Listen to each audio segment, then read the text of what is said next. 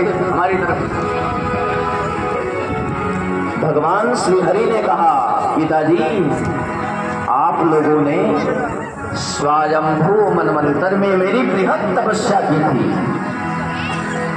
आपने मेरे जैसा पुत्र मांगा था मुझसे, तो मैं उस जन्म में आपका पुत्र बना कृष्णगर्भ, फिर आप बने कश्यप और अदिति, तो मैं आपका पुत्र बना वामन, फिर आप वसुदेव और देवकी बने तो मैं कृष्ण बनकर आ गया।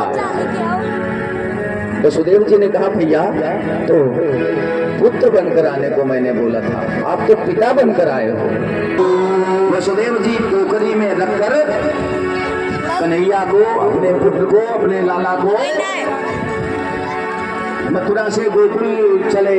उनके हाथों की हथकड़ी और पांवों की बेड़ी स्वतः खुल गई, कारागार के फाटक स्वतः खुलते गए।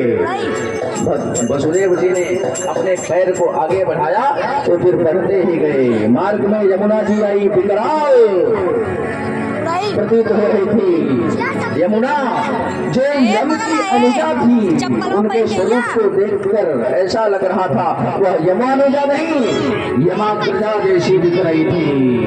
भयंकर बाढ़ आई हुई थी उनमें। वसुदेव जी ने अपना पांव यमुना जी में डाला तो फिर उन्होंने अपने मन में सोचा कि सृष्टि कदाचित मेरे पुत्र को बचा ले, लेकिन यह दुष्ट कंस मेरे पुत्र को नहीं छोड़ेगा, इसलिए आगे बढ़ते गए। उनकी संरक्षा में सन्नद्ध शेष नाग आकर अपने फलों से छत्र लगा लिया। उन्होंने जब छत्र लगा दिया तो वसुदेव जी सानंद मथुरा से गोकुल में पहुंच गए। वहां उन्होंने यशोदा के महल का प्रकोष्ठ का दरवाजा जब खुला देखा तो वे रोक फंस गए उसमें। उन्होंने अपने पुत्र को यशोदा मैया के बगल में सुलाया और उनकी पुत्री को लिया और वापस चले आए। बोले भक्तवत्सल गोकुल में आनंद का ज्वार प्रारंभ हो गया।